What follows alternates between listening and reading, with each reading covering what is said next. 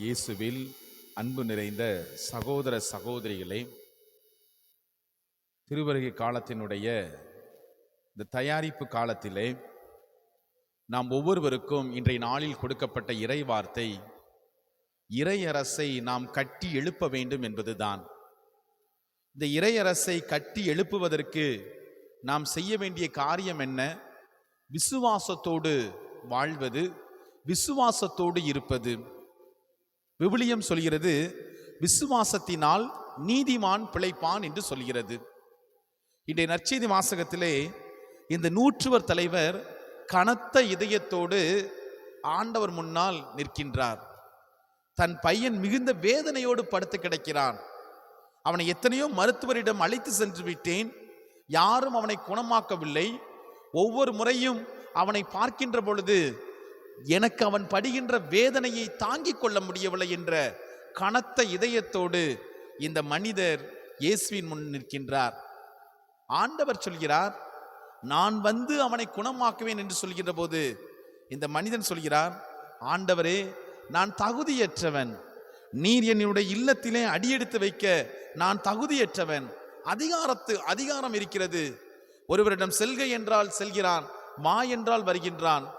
எல்லாவற்றிற்கு மேலாக உம்முடைய வார்த்தை மீது எனக்கு நம்பிக்கை உண்டு என்று சொல்லி தன்னுடைய நம்பிக்கையை வெளிப்படுத்துகின்றான்.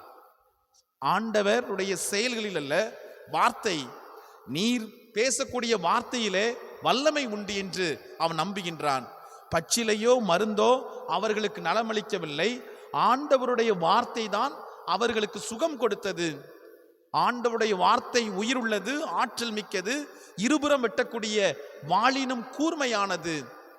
அன்புக்குரியவர்களே, இந்த நூற்றுவர் தலைவன் ஆண்டவரையும் நம்புகிறான், அவர் வாயிலிருந்து வருகின்ற வார்த்தையும் என் மகனை குணமாக்கும் என்று சொல்லி தன்னுடைய விசுவாசத்தை வெளிப்படுத்துகின்றான். 12 ஆண்டுகளாக இரத்தப்போக்கினால் பாதிக்கப்பட்ட பெண் செய்தது என்ன? இயேசு என்னை தொட வேண்டும் என்று எனக்கு தேவையில்லை, ஆனால் அவர் அணிந்திருக்கக்கூடிய ஆடை கூட புதுமை செய்யும், அற்புதம் செய்யும், வல்லமை செய்யும் என்று சொல்லி அந்த ஆடையை தொட்டு அவள் குணம் பெறுகின்றாள். என் அன்புக்குரிய சகோதர சகோதரிகளே, இந்த நூற்றுவர் தலைவனை விட 12 ஆண்டுகளாக இரத்தப்போக்கினால் பாதிக்கப்பட்ட பெண்ணை விட நாம் பாக்கியவான்கள். எந்த விதத்தில் நாம் பாக்கியவான்கள்? எந்த விதத்தில் நாம் பேறு பெற்றவர்கள்? ஒவ்வொரு நாளும் ஆண்டவர் இயேசுவை நாம் கரத்திலே ஏற்றுக்கொள்கின்றோம். அந்த ஆண்டவர் இயேசு கிறிஸ்துவை நாம் ஆன்மீக உணவாக உட்கொள்கின்றோம். அப்படியானால் என்னுடைய வாழ்க்கையிலே ஒவ்வொரு நாளும் நாம் அதிசயம் காண வேண்டுமே, அற்புதம் காண வேண்டுமே. ஏன் என்னால் காண முடியவில்லை? என்னிடம் உள்ள விசுவாச குறைவுபாடு, என்னிடமுள்ள விசுவாச தளர்வு. அன்புக்குரியவர்களே, நான் பெறுகின்ற என் இயேசு எனக்குள்ளே மிகப்பெரிய மாற்றத்தை ஏற்படுத்தக்கூடியவர், எனக்குள் வரக்கூடியவர் பெரியவர், என்னை நிறைவாக ஆசீர்வதிக்கக்கூடியவர் என்று சொல்லி எப்போது அந்த இயேசுவை நாம் நம்பி ஏற்றுக்கொள்கிறோமோ அப்போதே நமக்குள் வரக்கூடிய ஆண்டவர் மிகப்பெரிய காரியங்களை காண செய்வார். எனவேதான் விவிலியம் சொல்கிறது, நான் உன்னை பெரியன காண செய்வேன் என்று குறிப்பிடுகின்றார். எனவே அன்புக்குரிய சகோதர சகோதரிகளே, விசுவாச தளர்விலிருந்து நாம் எழுந்து நிற்போம், விசுவாச குறைவுபாடில் இருந்து நாம் விழித்தெழுவோம்.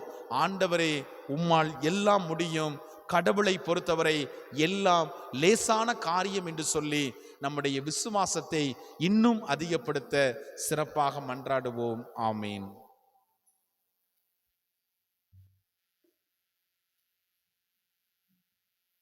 பலிபீடத்தில் வைத்தேன் என்னை, பாவி